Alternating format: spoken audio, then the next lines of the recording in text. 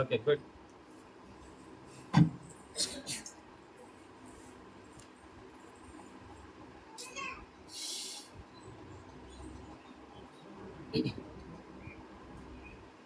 ఒక చెట్టుని దేనిని ఆధారంగా చేసుకొని అది మంచిది, అది చెడ్డదని నిర్ణయిస్తారు?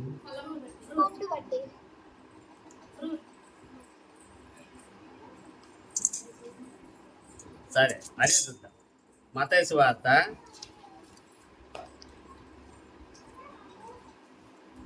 12వ అధ్యాయము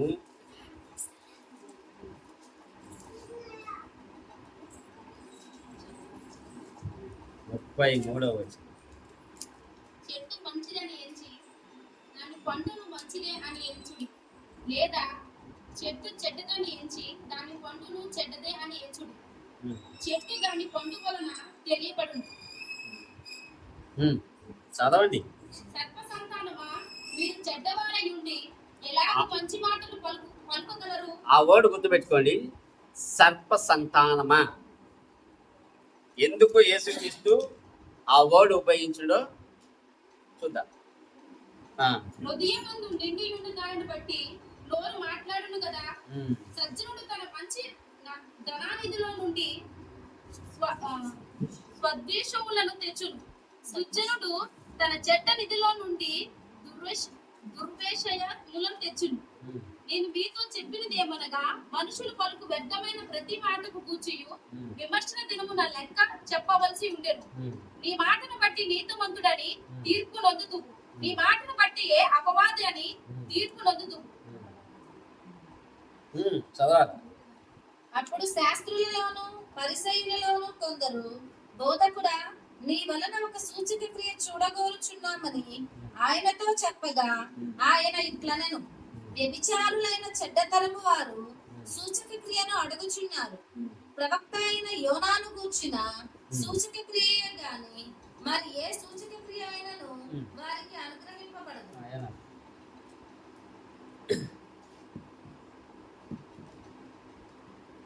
యేసుక్రీస్తు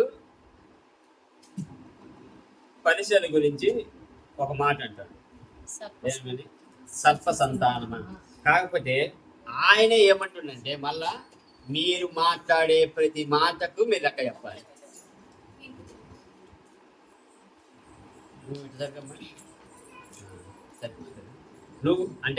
నువ్వు మాట్లాడే ప్రతి మాటకు లెక్క చెప్పాలి.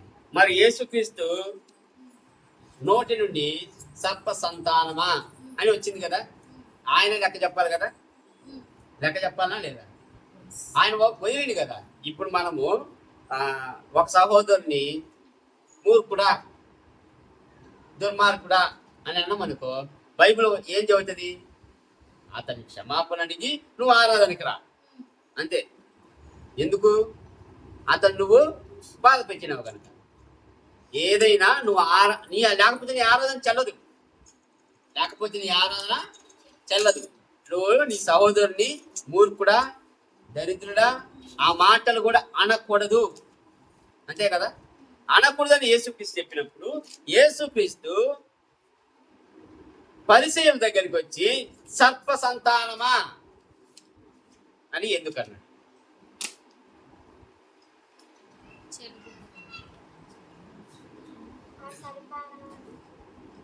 ఇప్పుడు ఆయన లెక్క చెప్పాలి.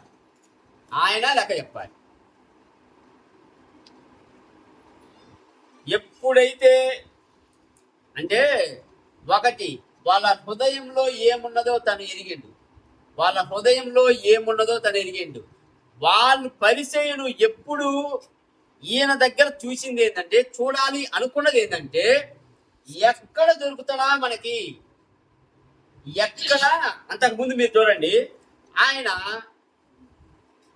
అపవిత్రాత్మను ఎల్లగొడతాడు.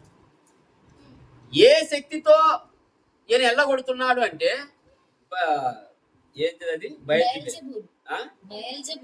బయల్జెబూలు అనే అపవిత్రాత్మ శక్తితో ఇతను అపవిత్రాత్మను వెళ్ళగొడుతున్నాడు అని వాళ్ళు అంటారు. ఇప్పుడు పరిసయ్యులు వాళ్ళ హృదయంలో ఎంత నీచంగా ఆలోచిస్తున్నారో చూడండి. పరిశుద్ధాత్మకు అపవిత్రాత్మకు తేడా తెలియకుండా బతుకుతున్నారు. మరలా వీళ్ళు దేవుని వాక్యము చదువుతారు. మేము పరిచయులము అంటే సమాజ మందిరానికి వస్తారు, సమాజ మందిరంలో పెద్దలుగా వ్యవహరిస్తారు. ఈ వ్యవహరించిన దానిని బట్టి వీళ్ళు కీర్తి ప్రతిష్టలు పొందుతూ ఉంటారు. వీళ్ళు వేసుకునే వస్త్రాధారణ వేరుగుంటది, వీళ్ళు మాట్లాడే మాటలు వేరుగుంటాయి. ఇప్పుడు వీళ్ళు బయటకు వచ్చినారనుకో, పైనుంచి కిందికి వీళ్ళకి ఒక సపరేట్ వస్త్రాధారణ ఉంటుంది. నిలువుటాగి పైనుంచి కింది దాకా వేసుకొని, అంటే కింది దాకా అది కూడా ఒక నైలాను ఏమంటారు పాలిస్తారు, ఇవి నైలాను పాలిస్తారు అంటే చూడు నీట్గా. ఇప్పుడు చిన్నప్పుడు కూడా చూసేవాళ్ళు ఏమంటారు, అదే మెరుస్తా ఉంటాయి చూడండి అంగి. కొన్ని వైట్గా ఉంటే మెరుస్తా ఉంటాయి క్లాత్. దాన్ని ఏమంటారు, సిల్కా లేకపోతే నైలానా తెలియదు. ఆ బట్టలు వేసుకొని వాళ్ళు తిరుగుతూ ఉంటారు. వాళ్ళకు ఎవరైనా అటువంటి వాళ్ళు మన ఊళ్ళో కనుకుంటారు అనుకో, మామూలుగా నమస్కారం అంటారు. వీళ్ళు అటువంటి కోరుకొని జీవిస్తూ ఉంటారు పరిచయులు, శాస్త్రులు. అయితే యేసుక్రీస్తు వచ్చిన ఉద్దేశం తెలియట్లే. వచ్చిన ఉద్దేశం తెలియకపోగా ఈయన ఏమంటుండంటే, వీళ్ళు ఏమంటుండంటే, నువ్వు ఏదైతే చేస్తున్నావో అది నీ శక్తి కాదు, నువ్వు ఏదైతే నువ్వు చెబుతున్నావో అది నీ శక్తి కాదు, నువ్వు ఒక సైతాను శక్తితో చేస్తున్నావు అన్నట్టుగా మాట్లాడినప్పుడు, అప్పుడు వీళ్ళు మనసుల్లో ఉన్నది విషం, వీళ్ళ హృదయంలో ఉన్నది మొత్తం విషం. అందుకే యేసుక్రీస్తు ఏమిటంటే, హృదయం నిండిన కొలది మాటలు వచ్చును. ఇప్పుడు సపోజ్ మనము ఒక నలుగురు మాట్లాడుకుంటూ ఉన్నప్పుడు సినిమాల గురించే మాట్లాడుకున్నారు అనుకోండి, హృదయం నిండా సినిమాలు ఉంటేనే కదా బయటకు వచ్చేది. ఎగ్జాంపుల్ చెప్తాను, ఓకే, మీరు మళ్ళీ తప్పుగా తీసుకోమండి. హృదయం నిండా ఏదైతే ఉంటుందో అదే నోటెంబడి బయటకు వచ్చును అని యేసుక్రీస్తు చెబుతుంది క్లారిటీగా. మనము ఎప్పుడైనా నలుగురు కలిసి ఏదైనా ఒక జోక్స్ వేసుకున్నప్పుడు, ఈ బూత్ జోక్స్ కానీ ఏమన్నా మన నోటి నుండి వచ్చినప్పుడు అవి లోపల ఉండి ఉంటాయి. అవి ఉండడం వల్ల బయటకు వస్తాయి. బయటికి రావడం బట్టి నీ హృదయ స్థితి ఏంది అనేది ఇతరులకు తెలిసిపోతుంది. ఇప్పుడు ఎవరన్నా అటువంటి బూత్ జోకులు వేసినారు, పల్లా ఆడినారు అనుకో, ఏమంటారు you are a dirty man అంటారు. ఎగ్జాంపుల్, డర్టీ మ్యాన్ అంటే ఇంగ్లీష్లో డర్టీ మ్యాన్ అంటారు. బుద్ధి లేనోడి, ఓకే, నీ బుద్ధి అంతా పాడు బుద్ధి అని అంటారు. ఎందుకు?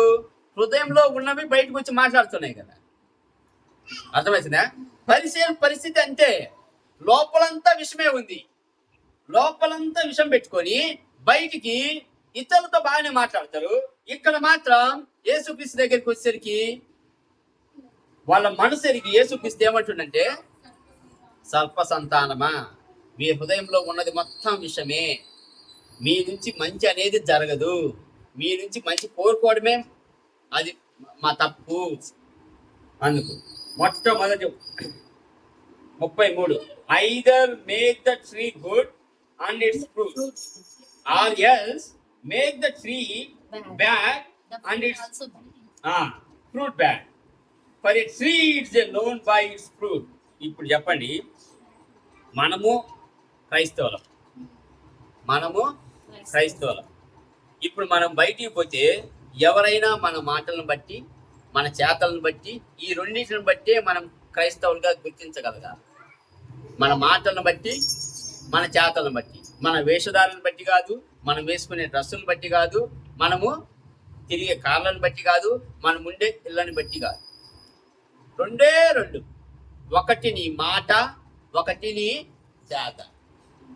ఏదైతే నువ్వు మాట్లాడుతున్నావో నీ నోటి నుండి ఎల్లప్పుడూ ప్రేమ, కృప, దయ మాటలే రావాలి. రెండోది, నీ చేతలు యేసుక్రీస్తు ప్రేమను చూపించగలగాలి. అంతే కదా? ఇది యేసుక్రీస్తు చెప్పేది. ఒక పండు నువ్వు తింటే ఆ చెట్టు ఎలాంటిదో నువ్వు చెప్పగలుగుతున్నావు. నీ నోటి నుంచి వచ్చే మాటే ఆ పండు, ఆ చెట్టు నీ హార్ట్, ఇన్నర్ మ్యాన్ అంతే కదా.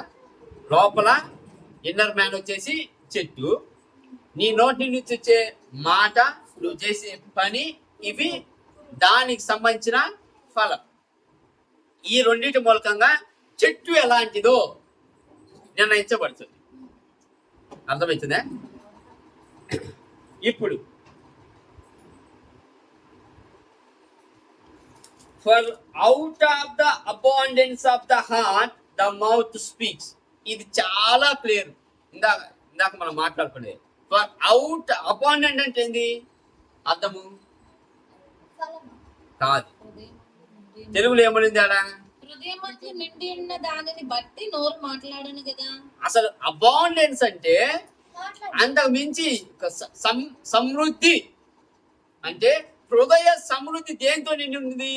మంచితో నిండుంటే మంచే బయటకు వస్తుంది, చెడు నిండుంటే చెడే బయటకు వస్తుంది, కోపం నిండుంటే కోపమే బయటకు వస్తుంది, ప్రేమ నిండుంటే ప్రేమే బయటకు వస్తుంది. ఇంతే. నీ హృదయం దేనితో నిండి ఉన్నది అనేది నువ్వే గ్రహించుకోవాలి. దాన్ని బట్టే ఫలము బయటికి వస్తుంది. క్లియర్. యేసుక్రీస్తు ఎంత క్లారిటీగా చెబుతున్నారంటే పరిశీలతోటి, మీ హృదయం అంతా విషంతో నిండి ఉన్నది, మీరు నన్ను పట్టుకోవాలి, సంపాలి, అప్పచెప్పాలి, ఇవన్నీ మీరు వేసుకునే విషపు ప్రయోగాలు. ఆ ప్రయోగాలు నేను ఎరుగుదును. అందుకే సర్ప సంతానమా అంటే సైతానికి పుట్టిన జనమా, మీరు మారరు. ఎన్నిసార్లు చెప్పినా, ఎవరు చెప్పినా మీరు మారరు. కొంతమంది మనుషులు అట్టే ఉంటారు, మారకుండానే ఉంటారు. వాళ్ళకు ఎక్కదు. అందుకే యేసుక్రీస్తు ఏమంటారంటే, చెవులు కలిగిన వాడు వినును గాక. ఎవరికి చెవులు లేవు? ప్రతి ఒక్కరికి చెవులు ఉంటాయి. మరి చెవులు గలవాడు వినును గాక అంటే ప్రతి ఒక్కరికి చెవులు ఉంటాయి కదా. మరి అందరూ ఇంటురా, వింటం లేదా? వినడం అంటే ఏం చేద్దాము? ఆయన చెప్పింది మనము అటు విని వదిలేయడమా, దాన్ని తీసుకొని జరిగించడమా? ఇప్పుడు యేసుక్రీస్తు చెప్పింది తూచా తప్పకుండా పాటించే వాళ్ళు తన శిష్యులు, అంతేగా. యేసుక్రీస్తు చెప్పింది తూచా తప్పకుండా పాటించే వాళ్ళు తన శిష్యులు. దాన్ని పాటించకుండా వెళ్ళిపోయేది శాస్త్రులు, పరిచయులు, సద్దుకాయులు. క్లియర్. అంటే ఏదైతే యేసుక్రీస్తు చెప్పిండో ఆ మాటను తీసుకొని శిరోధార్యం అంటే వంచకుండా ఆయన చెప్పింది చేసినట్టు, ఆయన చెప్పినట్టు చేయడమే శిష్యుల పని. పొయ్యి గాడిదని తీసుకొని రా, మరు మాట్లాడలే. పొయ్యి గాడిదని తీసుకొని వచ్చి నేను చెప్పిన చోట వలవేయి వేసి. పేతురు ఏమంటాడు? రాత్రంతా ఈయన వాళ్ళు వేసినాం ప్రభువా, అయినా ఒక్క చేప వల్ల, అయినా నీ మాట చొప్పున, నువ్వు చెప్పింది నేను వింటున్నా, నువ్వు చెప్పిన దానికి నేను తలొగ్గుతున్నా, నేను వేస్తున్నా. ఇప్పుడు వేస్తే ఎన్ని చేపలు పడ్డాయి? విస్తారంగా. వలలు పీక్కోలేనంత, వలలు పైకి లాగలేనంత. మరి రాత్రంతా పేదలు అక్కడే వేసిండు ఒక్క చేపలే. కానీ యేసుక్రీస్తు చెప్పిన మాట విన్న తర్వాత అన్ని చేపలు పట్టడానికి కారణం ఏంది? దేవుడు ఆజ్ఞను నువ్వు తప్పకుండా పాటిస్తే అది నీకు ఒబీడియన్స్. ఎంత లింక్ ఉంటుందంటే దేవుడి వాక్యానికి, ఒబీడియన్స్ బెటర్ దాన్ సాక్రిఫైస్ అన్నది ఇందుకే. చెప్పింది యేసుక్రీస్తు నువ్వు చేస్తే ఖచ్చితంగా నీకు ఆశీర్వాదమే. పేతురు డౌట్ ఏంది అప్పటిదాకా? రాత్రంతా ఈయన కూర్చున్నాగా, రాత్రంతా ఈయన వాళ్ళు వేసినగా, ఎన్ని గంటలు వేసి ఉంటా. మరి పల్లె, మరి తెల్లవారుజాము నువ్వు వచ్చినావు, ఏమంటున్నావు? అయినా నీ మాట తప్పు నేను వేస్తా ప్రభు. అది కదా మనకు కావాల్సింది. నువ్వు ఎన్ని ప్రయత్నాలు చేసినా నీకు ఫలితం దక్కలేదు అన్నప్పుడు యేసుక్రీస్తు ఇంకొక మాట చెబుతాడు, ఈ పని చెయ్యి, నీకు వర్కౌట్ అయింది. అందుకే a good man out of the good treasure of his heart brings fourth good things.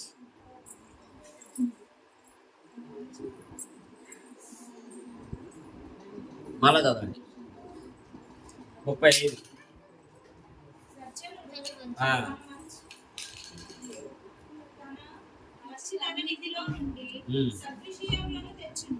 అంతే, సద్విషయములు అంటే మంచి విషయాలు తన హృదయంలో నుండే తీసుకొని వచ్చును. అంటే ఒకటి హృదయ స్థితిని ఎంతగా తీక్షణంగా యేసుక్రీస్తు పరీక్షిస్తుందో చూడండి. నీ హృదయం అంటే పైకి మనం చాలా బాగా మాట్లాడతాం, ఓకే, మామూలుగా ఎవరికైనా ఒక షేక్ హ్యాండ్ ఇచ్చి బాగున్నాం అంటే, మామూలుగా ఎవరన్నా అనారోగ్య పాలై కొన్ని రోజుల తర్వాత కోలుకున్నారనుకో, ఓకే, మనం పోయి ఆరోగ్యం ఎంత సెటిల్ అయిందంటే పర్లేదు ఇప్పుడు బాగానే నడుస్తున్నా అంటే, ఈ మనుషులు ఎలా ఉంటుంది, ఇంకొక కొన్ని రోజులు బెడ్ మీద వచ్చే బాగుండు మనుషుల ఆలోచన అర్థమవుతుంది. లోపల పైకి మాత్రం నవ్వుతూ ఉంటారు. ఓకే, ఎవరైనా ఒక మంచి ఇల్లు కట్టుకున్నారనుకో, మన హౌస్ వైవింగ్ పోతాం, ఓకే, వాళ్ళు అనుకునే విషయాలు, ఈ ఇల్లు ఒకే వరదలో వచ్చిపోతే బాగుండు, ఇట్లాంటి ఇల్లు లేకపోతే నేను ఎప్పుడు కట్టుకోవాలి, ఇట్లాంటి కాలం నేను ఎప్పుడు తీసుకోవాలి, ఇట్లాంటి జీవితం నేను ఎప్పుడు జీవించాలి అని వాళ్ళ మనసులో ఉంటుంది. బయటకు మాత్రం congratulation, you did good job. ఇంకో ఎవరికైనా కంపెనీలో ఒకరికి ప్రమోషన్ ఇచ్చినదనుకో, మనకు రాలేదు, దగ్గరికి పోయి ఏమంటాం, ప్రమోషన్ కొట్టేసినావుగా అంటే వీడి మనసులో మాత్రం నాకు రాలేదు అన్న బాధ ఉంటుంది. ఆ హృదయం నుంచి ఆ మాటలు మాత్రం ఎలా వస్తాయి, పర్లే అంటే హృదయ స్థితిని ఎలా చూపిస్తున్నాయి, నీ లోపల ఉన్నదే బయటికి వచ్చేస్తుంది. ఒక బిందె నిండా నీళ్లు ఉన్నాయి అనుకోండి, కొన్ని పొలుతాయిగా, నిండా ఉన్నప్పుడు అవి ఇంకా పోస్తా అంటే నిండిన తర్వాత పొలుతాయి. అంటే ఒకటి ఒకటి ఒకటి ఒకటి నీ హృదయంలో చెడుతో నింపితే అది బయటికి ఆటోమేటిక్గా వస్తుంది. అదే నువ్వు ప్రేమ, సంతోషం, ఇందాక ఆత్మ ఫలాలు 9 ఉన్నాయి కదా, ఆ 9 ఫలాలతో నింపితే అయ్యే బయటకు వస్తాయి. ఈ ఒక్క పారాగ్రాఫే నీ జీవితాన్ని మారుస్తుంది. ఇప్పుడు లాస్ట్ వీక్ ఎప్పుడో మల్లేశ్వర అడుగుతుంది, ఇప్పుడు ఒక పారాగ్రాఫ్ తీసుకొని నేను వాక్యం ఎలా చెప్పాలి అని. ఇంతే, దేవుడు బైబిల్ ఇది దేవుని వాక్యమే, ఇది మొత్తం చదివి ఒక్కరోజు నేను ఎక్స్ప్లెయిన్ చేయమంటాంలే, ఒక్కరోజు నువ్వు అర్థం చేసుకోమని చెప్తాంలే. ఇప్పుడు ఈ పారాగ్రాఫ్ చదివి నేను ఈ పారాగ్రాఫ్ మూలకంగా నా జీవితంలో నేను ఆచరణలో పెట్టాల్సిన వాక్యం ఏంటి? యేసుక్రీస్తు చెప్పిందంటే హృదయం నిండా ఏదైతే ఉందో అది బయటకు వస్తుంది. ఇది నిజమా కాదా నేను ఆలోచించుకోవాలా. నా హృదయంలో ఏదైతే ఉందో అది బయటకు వస్తుంది. ఏదో ఒక రోజు, ఏదో ఒక సందర్భంలో అది చెడు ఉంటే చెడు, మంచి ఉంటే మంచి. ఓకే, ఇంకొక విధంగా కూడా చెప్తుండు, ఒక చెట్టును ఏ విధంగా అది మంచిది చెడు నిర్ణయించాలి అంటే ఆ చెట్టు ఫలాన్ని తింటే చాలు. అంటే నీ నోటి మాటల వల్ల నువ్వు మంచి చెడు అనేది ఇతరులు గ్రహించగలరు. నువ్వు చేసే పనుల వల్ల యేసుక్రీస్తు చెప్పగలుగుతాడు ఎవరు మంచి ఎవరు చెడు అని.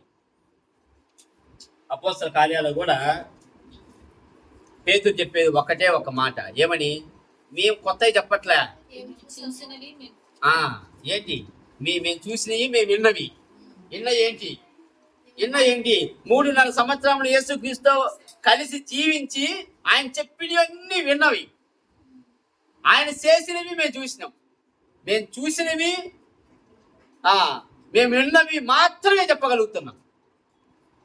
మనం కూడా మనం చదివినవి ఇంకా ఏదైనా ఓకే, మీరు దేవుని కార్యములు చూసినవి అవే చెప్పగలగాల. బయట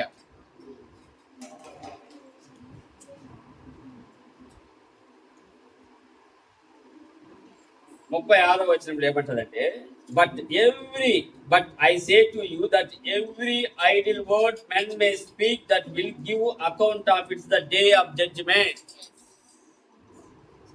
మనము అనవసరంగా చాలా మాటలు మాట్లాడుతూ ఉంటాం.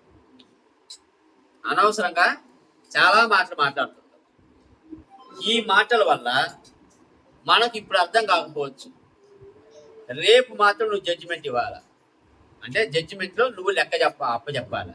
ఎందుకు ఆ మాట అన్నావు ఆ రోజు, ఎందుకు నీ కోపం వచ్చిందో, ఆ కోపంలో ఎందుకు ఆ మాట అన్నావు అనేది నువ్వు లెక్క అప్పచెప్పాలా. ఆ లెక్క అప్పచెప్పని క్రమంలో దేవుడు ఈ మాట ఇక్కడ రాయడు. ఇది యేసుక్రీస్తు తన నోటి నుండి వదిలిన మాట. అందుకే ఎప్పుడు నీ నోటి నుండి వచ్చే మాట ఇతరులను ఆస్వాదించే మాటగానే ఉండాలి. ఎప్పుడు నీ నోటి నుంచి వచ్చే మాట ఇతరులను ప్రేమించే విధంగానే ఉండాలి. ఇతరుల అభివృద్ధి కోసమే మాట్లాడాలి.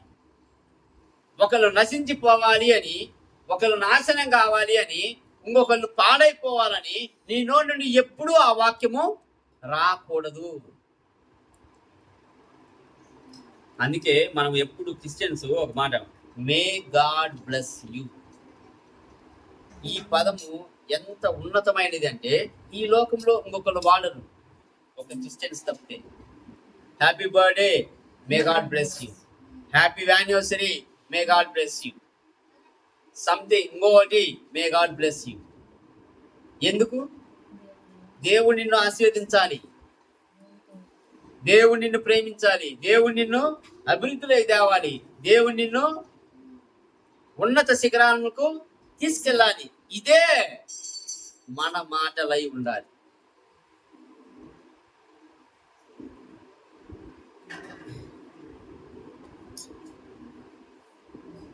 ఇవన్నీ ఒక మనిషి ఇన్నర్ మ్యాన్ గురించి చెప్పే మాటలే.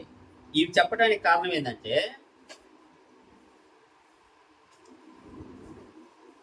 మనుషుల్లో మార్పు రావాలి, ముఖ్యంగా ఇన్నర్ హార్ట్ మార్పు రావాలి.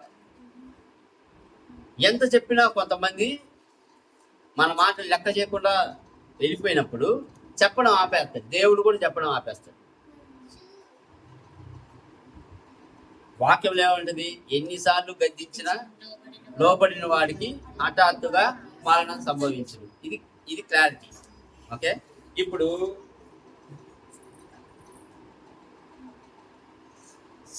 సంవత్సరాల నుంచి వాక్యం చెప్పుకుంటూ వెళ్తూ ఉన్నప్పుడు ఆ మనిషి ఇన్నర్ మ్యాన్ లో మార్పు రాకపోతే వదిలేయటానికి అవకాశం ఉంటుంది. ఎందుకని? ఒక చెట్టు, ఒక యజమాని ఏం చేస్తాడంటే ఒక కూలి లేకపోతే వాళ్ళ ఇంటి దగ్గర ఉన్న అతనికి పొలం చూసుకోమని చెబుతాడు. కొన్ని సంవత్సరాలు అయిన తర్వాత కూడా ఆ పొలంలో ఒక చెట్టు ఫలించలేదు అనుకో, ఏం చెబుతాడు? నదికి పారేయమని చెబుతాడు. అప్పుడు అతను ఏమంటాడు? ఇంకొక సంవత్సరం చూద్దాం. అప్పటికి ఫలం ఇవ్వకపోతే దాని అర్థం ఏంది? మనం పోసే నీళ్లు, మనం వేసే ఎరువు, దానివల్ల ఉపయోగము ఉంటాంలే. అర్థమవుతుందా? దానివల్ల ఉపయోగం ఉంటాంలే. మనం చెప్పే వాక్యం వాళ్ళ హృదయానికి పోకపోతే, మనం చెప్పే నీతి వాళ్ళ హృదయానికి తీసుకోకపోతే, వాళ్ళల్లో మార్పు రాకపోతే, దేవుడు చేసేది కూడా కట్ ఆఫ్. నువ్వు చెప్పే, ఇప్పుడు ఒక చెట్టుని నీళ్లు పోస్తావు, ఎరువు పోస్తావు, తర్వాత దానికి చుట్టూ కంచె వేస్తావు, మిగతా తినకుండా. ఇవన్నీ చేయడం వల్ల నువ్వు ఏమనుభవిస్తావు? లాస్ట్కి దాని ఫలాన్ని నువ్వు అనుభవిస్తావు. దేవుడు చూసేది కూడా ఇంతే. నువ్వు ఒక చెట్టు నాటి, అంటే దేవుని వాక్యం విత్తి, ఆ వాక్యాన్ని వాళ్ళకు చేరవేసి వాళ్ళ హృదయంతో నువ్వు మాట్లాడి ఆ హృదయంలో మార్పు తీసుకురావాలని ప్రయత్నం చేస్తూ ఉన్నప్పుడు మార్పు వచ్చి అతను దేవునికి వాక్యానికి అనుకూలంగా బతికి దేవునికి సాక్షిగా జీవిస్తే సంతోషమే. లేకపోతే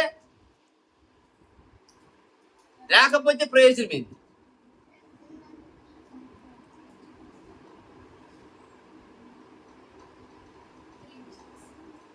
ఒక 20 సంవత్సరాల క్రితము ఆ, నేను న్యూరో ఫెలోషిప్లో ఉన్నప్పుడు మా మా పాస్టరు ఒకరోజు బాగా సాటర్డే వచ్చి మేమున్న చర్చ్ ప్లాంట్ ఇన్స్టిట్యూట్ దగ్గరికి వచ్చి ఆయన ఫాస్టింగ్ ప్రేయర్ ఉంటాడు సాటర్డే ఉదయించి పాపం 3:30 దాకా బయటికి రాలే ఆయనకు ఒక రూమ్ ఉంటుంది ప్రార్థన చేసిన తర్వాత మేము ఆ రోజు ఫాస్టింగ్ ఉంటాము ఆ, ఒక 3:30కి బయటకు వచ్చి నన్ను పిలిస్తే వెంకటేష్ రా అని ఓకే ఉదయం మీద చేసుకొని అక్కడ కొన్ని జామాయిల చెట్లు ఉంటాయి ఇప్పుడు అటు పోతే మన సూరారం పోయేటప్పుడు జామాయిల చెట్లు ఉంటాయి చూడ ఒక తోటలాగా పెద్దవి ఓకే తోటలకి నడుచుకుంటూ పోతా ఉంటే మనుషులలో ఒక కృతజ్ఞత భావం కనపడటం లేదు వెంకటేష్ అన్నాడు. ఆ రోజు ఎందుకో కొంచెం బాధగా ఉన్నాడు. ఏమైంది అసలు ఆయన వయసు ఏమో అప్పటికి 50, నా వయసు 20. కాకపోతే కొడుకుగా ట్రీట్ చేస్తాడు కాబట్టి అడిగింది. కృతజ్ఞత భావం ఉండటం లేదు. ఆ గ్రాటిట్యూడ్ అంటే తెలుగులో చెప్పడు కానీ ఇంగ్లీష్లో గ్రాటిట్యూడ్ ఉండటం లేదు వెంకటేష్. వాట్ హ్యాపెన్ పాస్టర్ అని అంటే do you know one person అంటే వర్షిప్ లీడర్ ఒక ఆయన పేరు చెప్పి తెలుగు అతను ఈ లెఫ్ట్ చర్చ్ అన్నాడు. First may I know the reason, నేను కారణం తెలుసుకోవచ్చా అని అడిగితే కారణం అంటూ నాకు కరెక్ట్గా తెలియదు. ఈ లెఫ్ట్ ఇప్పుడు ఆయన ఎక్స్ప్లెయిన్ చేస్తా ఉన్నాడు ఈ మనిషి కోసం తను ఎంత ప్రయాసపడ్డాడు. ఒకానొక సమయంలో జాబు లేకుండా ఉన్న సమయంలో అతనికి హుబ్లీ నుంచి వచ్చి జాబు ఎత్తుక్కుంటున్న సమయంలో వీళ్ళు సేరదీసి దేవుని వాక్యాన్ని చెప్పి దేవుళ్ళలోకి నడిపించి వీళ్ళ ఇంట్లో ఉన్నప్పుడల్లా ఆహారం పెట్టి జాబు రావటానికి వీళ్ళు ప్రార్థన చేసి ఆయన భార్య బాగా ప్రార్థన చేసి పిల్లని ఎతికి పెళ్లి చేసి సంఘంలో వర్షిప్ లీడర్గా స్థానం ఇచ్చి ఒక సొంత తమ్ముడుగానో లేకపోతే సొంత బిడ్డగానో చూస్తూ ఉన్న సమయంలో ఇప్పుడు ఈయనకు హయ్యర్ పొజిషన్ కావాలి అంటే అప్పుడు నేను ఓపెన్ అవుతున్నా. FGAG అంటే పౌల్తంగ్యా చర్చిలో వర్షిప్ లీడర్గా అవకాశం ఇస్తారంట. ఓకే, అందుకు ఇక్కడికి ఆయన అప్పుడు ఇక్కడున్న సంఘం కౌంట్ చెబుతున్నా.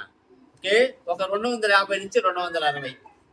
ఇప్పుడు అక్కడ ఉన్నది కనీసం వాళ్ళకు ఒక 1000-1200 మంది ఉండొచ్చు. నేను ఎప్పుడు పోలేదు కానీ 12 మందికి ఈయన వర్షిప్ లీడర్ అవకాశం ఇస్తా అని చెప్పినప్పుడు ఈయన అక్కడికి వెళ్తున్నంత ఇది అందిన సమాచారం. ఇప్పుడు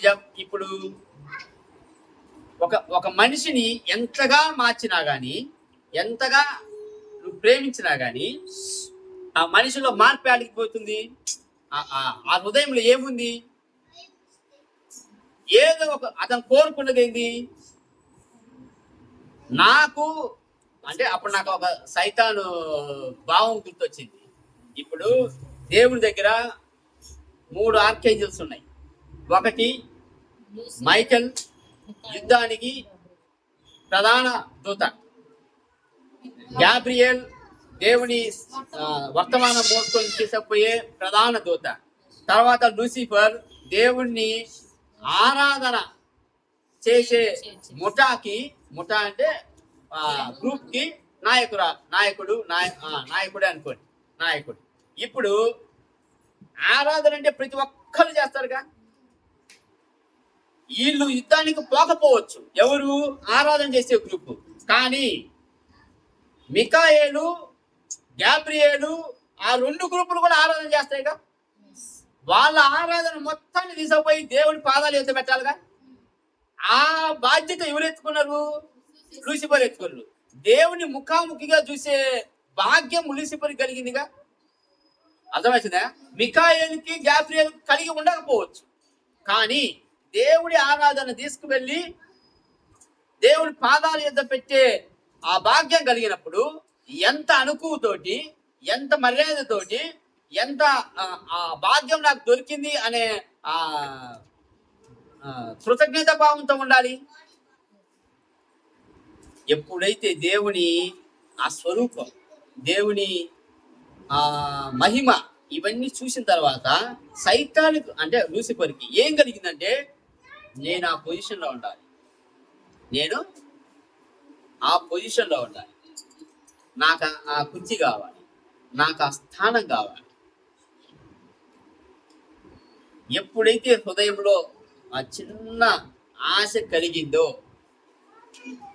అదే పాపం. మొట్టమొదటి పాపం జరిగింది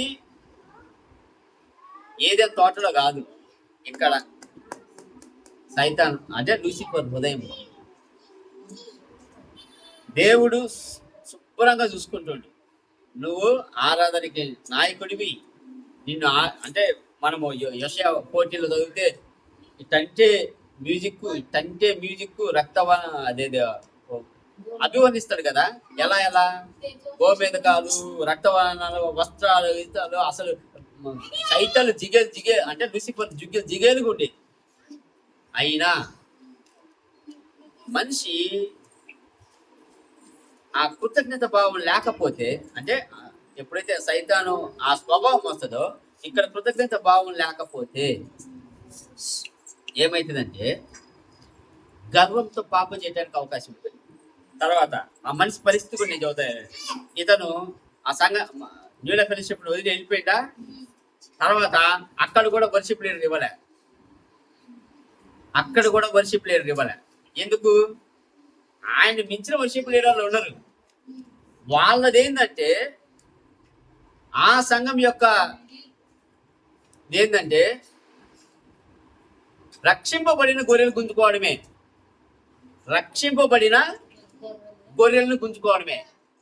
ఆశ చూపించి రావడం.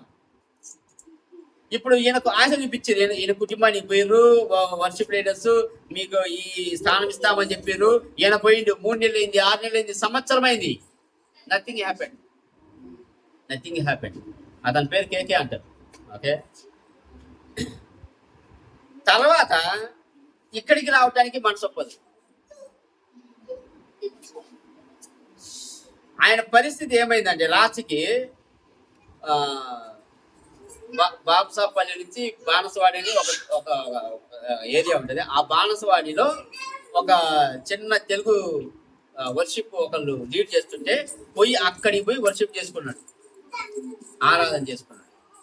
ఓకే, ఒక 25 మంది ఉన్నదని. ఇప్పుడు ఇక్కడున్న స్థానం ఏంది? ఆశ చూపించి పోయిన స్థానం ఏంది? దిగజారిన స్థానం ఏంది? హృదయం స్థితి. ఒక మనిషిని నువ్వు ప్రేమించి, అంటే దాన్ని ఏమంటారు, నువ్వు నీళ్లు పోసి ఎరువేసి పెంచి తర్వాత ఆ ఫలాన్ని కాయకపోతే దేవుడు తీసేస్తాడు. ఇక్కడ ఈ మనిషికి కూడా ఫలం ఇవ్వాలని లేదు,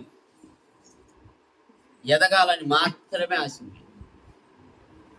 ఫలం ఇచ్చేదైతే అదే సంఘంలో నాటబడి, ఇప్పుడు అప్పటి వరకు ఈ పాస్టర్ ఎంతగా ప్రయాసపడి ఉంటాడు, ఎన్ని నైట్లు అతని కోసం ప్రార్థన చేసి ఉంటారు, ఎన్నిసార్లు వస్తే అతనికి భోజనం పెట్టుంటారు. కృతజ్ఞతా భావం లేకుండా పోయేది ఒకే ఒక్కరికి.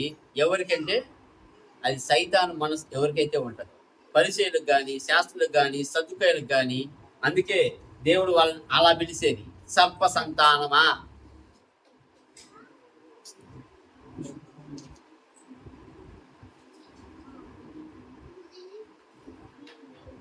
For by your words you will be justified and your words will be condemned. 37వ వచనం మళ్ళా ఒకసారి చదవండి.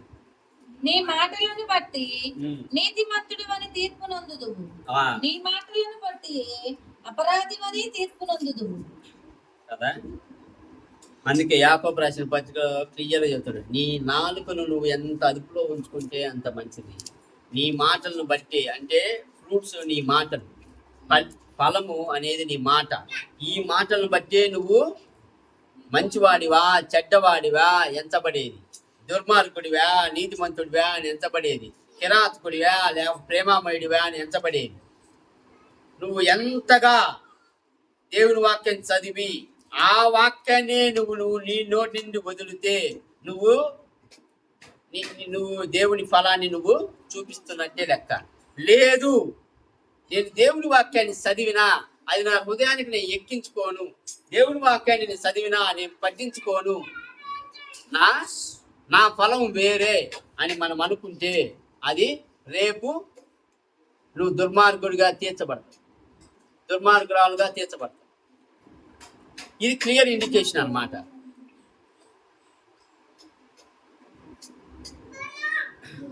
యాకోబు చెప్పేది ఏంటంటే, నీ నాలుక ఎలాంటిది, చిన్న అగ్గిపుల్ల లాంటిది.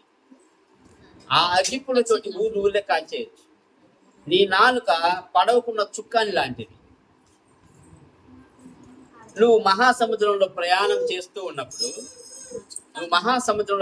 చేస్తున్నప్పుడు నీ చెట్టు కొంచెం లెఫ్ట్కు తిప్పావు అంటే నువ్వు చేరాల్సిన గమ్యం చేరకుండా వేరే దేశంలో ఉంటావు.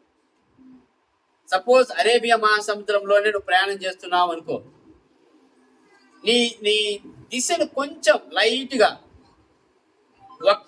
ఒక్క డిగ్రీ మార్చినావు అనుకో, నువ్వు పోయేది వేరే దేశం. ఆస్ట్రేలియా పోవాలనుకున్నాడు న్యూజిలాండ్లో ఉంటావు, న్యూజిలాండ్లో పోవాలనుకున్నాడు ఇండోనేషియాలో ఉంటావు. మాట కూడా అంతే. దాంతో పొడుస్తాడు యాకోబు, నీ నాలుక పడవకు చుక్కాని లాంటిది, తర్వాత అగ్గి పుల్ల లాంటిది. సో ఇది అంటుకున్నది అంటే ఊళ్ళే తగలబడతాయి.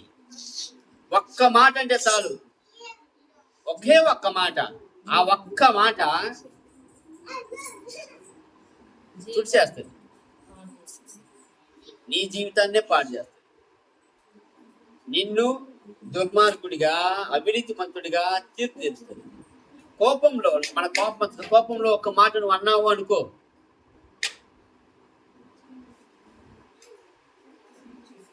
ఒక తండ్రి కొడుకును ఒక మాట అన్నా ఆ మాటను పట్టుకొని అతని ఇంటిని వదిలిపెళ్ళి వెళ్ళిపోవచ్చు. భర్తను భార్య అన్నా, భార్యను భర్త అన్నా వాళ్ళిద్దరి మధ్య అగాధం ఏర్పడచ్చు. ఎప్పుడైతే నోటి నుండి అనరాని మాటలు ఎప్పుడైతే అంటావో, ఆ మాట 2 కుటుంబాల మధ్య, 2 ఊళ్ళ మధ్య, 2 జీవితాల మధ్య అగాధం ఏర్పడుతుంది. అందుకని నువ్వు తీర్పు తీర్చబడేది నీ యొక్క నోటి మాటల వలనే. ఆ నోటి మాటలే చెట్టు యొక్క ఫలము. ఆ చెట్టు యొక్క ఫలాన్ని నిర్ణయించేది ఆ రుచిని బట్టి. మంచి ఫలం అయితే నువ్వు తినగలుగుతావు, చెడు ఫలం అయితే విసర్జించగలుగుతావు. మంచి ఫలాన్ని నువ్వు తినాలి అంటే నీ మాటలు మంచిగా ఉండాలి. అంటే నిన్ను స్వీకరించాలి అంటే, నిన్ను ప్రేమించాలి అంటే, నిన్ను వాళ్ళ దగ్గర తీసుకోవాలంటే నీ నోటి మాటలు చాలా పవిత్రంగా ఉండాలి. నీ నోటి మాటలు నీతిమంతమైన మాటలు ఉండాలి. నీ మాటలు ప్రేమ పూర్వకంగా ఉండాలి. నీ మాటలు కృతజ్ఞత పూర్వకంగా ఉండాలి. అంతేగాని అపవిత్రంగా ఉండకూడదు. నీ మాటలు ఇంకొకరిని ద్వేషించే వారిగా ఉండకూడదు.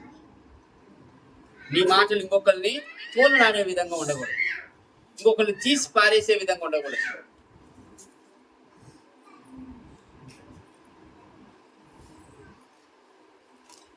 ఒక చెట్టు తన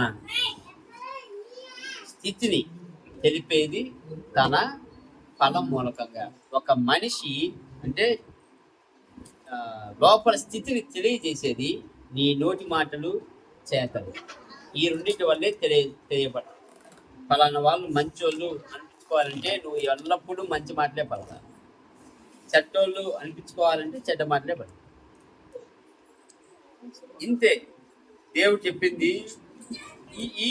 ఈ పేరాలోనే చాలా అర్థం ఉంది మనం జీవించాల్సిన జీవన విధానం. ఇప్పుడు ఆదికాండం నుంచి ప్రకటన వరకు మొత్తం నువ్వు చదివి ఒకేసారి చెప్పాలని రూల్ ఏం లేదు. నువ్వు చదివిన వాక్యం నీ జీవితంలో ఎలా ఆచరణలో పెట్టాలి నువ్వు తెలుసుకుంటే చాలు. ఒక్క వాక్యం జీవితాలను మారుస్తుంది. ఒక్క వాక్యం. ఎందుకు? దేవుడి నోట నుండి వచ్చిన వాక్యం. ఇది జీవం గలది. ఎస్, ఈ జీవం గల వాక్యము జీవితాలు మారుస్తుంది నువ్వు తీసుకుంటే. కాకపోతే ఇచ్చేవాడు ఇతను మిత్రుతాడు. కాకపోతే అది పడిన చోటను బట్టి కూడా ఫలితం ఉంటుంది. నీ మనసులో సైతాను వచ్చి ఎత్తకపోవటానికి చాలా ప్రయత్నం చేస్తాడు. నువ్వు ప్రార్థన చేస్తుంటే దానికి నచ్చదు, నువ్వు వాక్యం చదువుతుంటే నీకు దానికి నచ్చదు, నువ్వు నీతిమంతంగా బతుకుతుంటే దానికి నచ్చదు.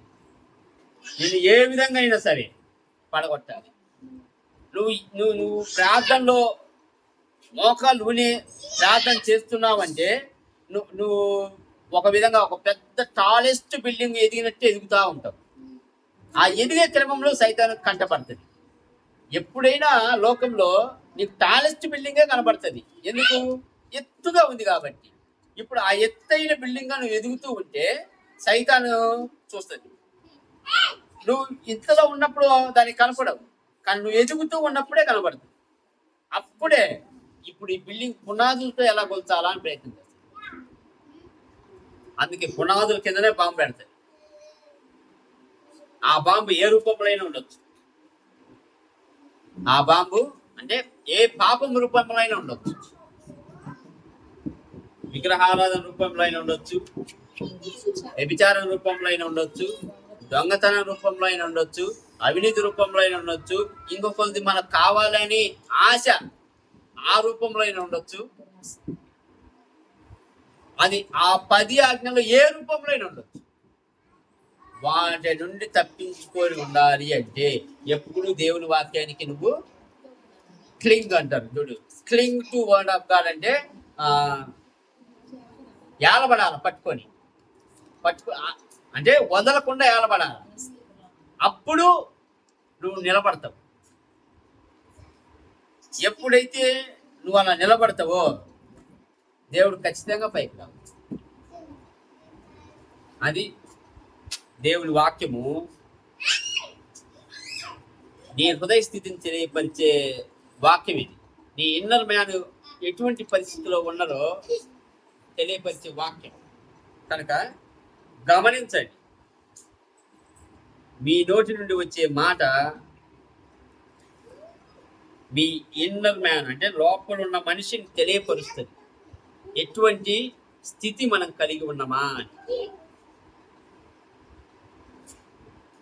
ఇతరులకు నువ్వు మంచిగా కనపడాలి అంటే నీ హృదయ స్థితి కూడా మంచిగా ఉండాలి. ఇతరులకు చెడ్డగా కనపడాలి అంటే ఆటోమేటిక్గా హృదయంలో ఉన్న చెడంతా బయటకు వచ్చేస్తాయి నీ నోటితో.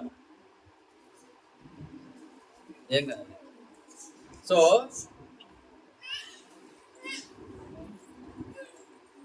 ప్రతి ఒక్కరు దేవుని వాక్యాన్ని రోజు చదవడం అనేది అభ్యాసం చేసుకోవాలి.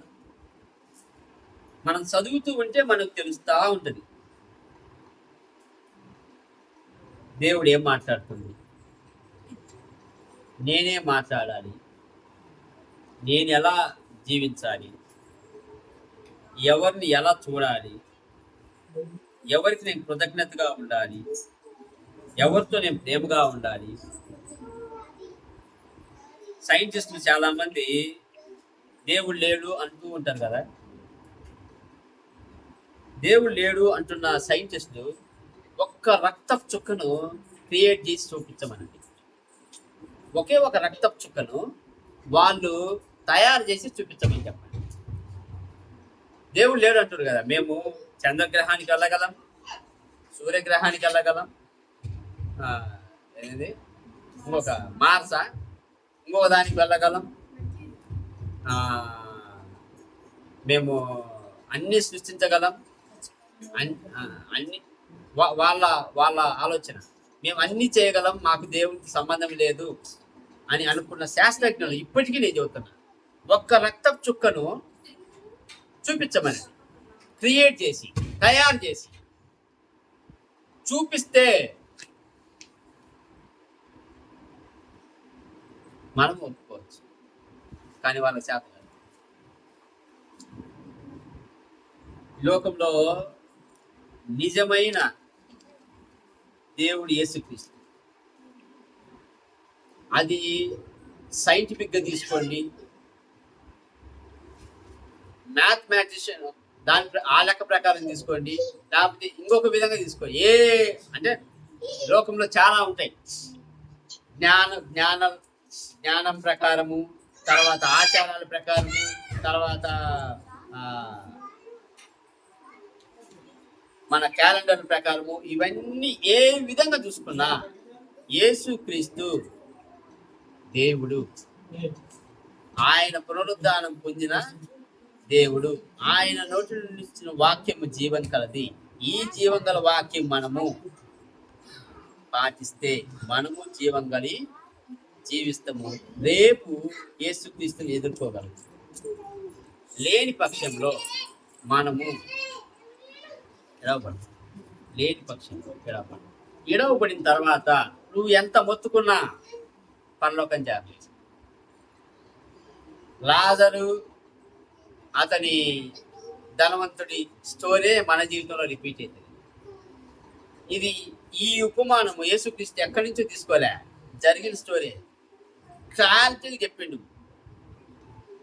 అబ్రహాం ఒడిలోకి లాజరస్ వెళ్ళిన తర్వాత, అయ్యా నాకు ఇంకా 3-4 అన్నలు ఉన్నారు, ఈయన తీసుకెళ్ళి వాళ్ళకి చెప్పిస్తే వాళ్ళు మారుతారా అంటే, అక్కడ చెప్పే వాళ్ళు చాలా మంది ఉన్నారు. వాళ్ళు చెప్పింది నమ్మితే చాలు.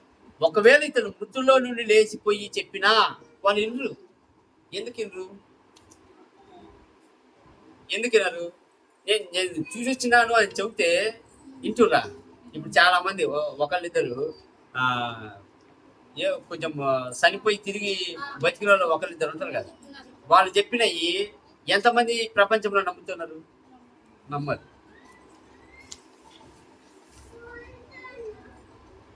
అలానే అంటే నమ్మి చెప్పే వాళ్ళు లోకంలో ఉన్నారు. వీళ్ళ మాట వింటేనే వీళ్ళకి రక్షణ. అది దేవుడు పెట్టిన కండిషన్. యేసుక్రీస్తు తన శిష్యులను పంపించి సువార్త చెప్పించాడు. లేకపోతే ఏలియాను మోషేను తెప్పిస్తానికి ఎంత అవకాశం ఉంటుంది? యేసుక్రీస్తు మోషేను ఏలియాను కొండ మీద కలుసుకోలేదా?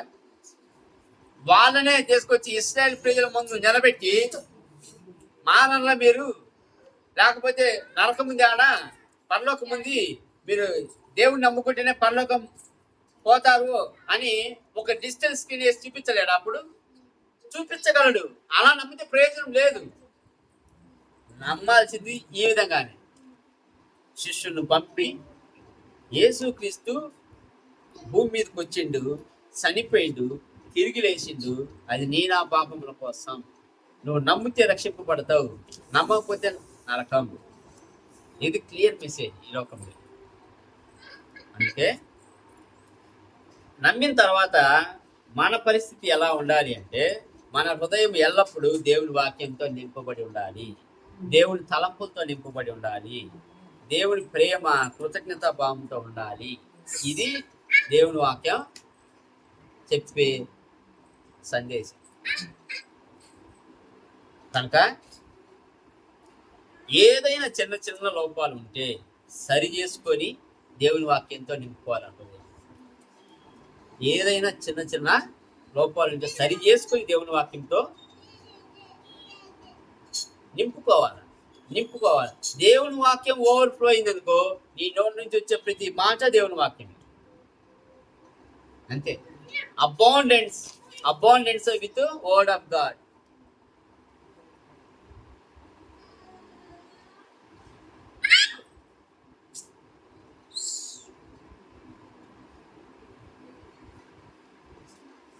అందుకే మన హృదయాన్ని మనం పరీక్షించుకున్నాం. దేవా, ఏదైనా నీ వాక్య ప్రకారం నేను జీవించటం లేదా, నిన్ను నేను సరిగా ప్రేమించటం లేదా, నిన్ను నేను సరిగా అనుసరించటం లేదా అని ఎరిగి సరి చేసుకొని ప్రార్థన. కీర్తి